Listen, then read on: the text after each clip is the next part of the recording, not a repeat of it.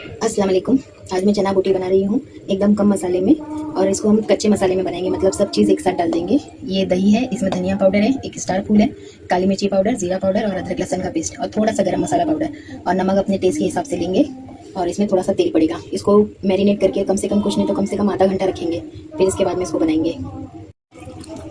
इसको मिक्स करके आधा घंटे के लिए छोड़ देंगे ऐसे ही।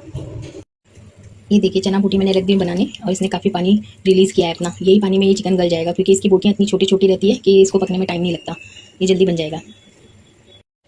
कसूरी मेथी डालूंगी इसके अंदर। अगर इसमें आलू डालना है तो डाल सकते हो, या कोई भी वेजिटेबल डालना है तो डाल सकते हो। थोड़ा फ्रेश क्रीम डाल रही हूँ। इस पर ब्रोकली और लेटस के पत्ते डाल के खाएंगे तो और अच्छा लगेगा। ये देखिए हमारी डाइट वाली चना बूटी रेडी हो गई है। ऐसे वेजिटेबल डालकर इस पर खाइए, बहुत अच्छा लगेगा खाने में। आप लोग ज़रूर ट्राई करना इसको।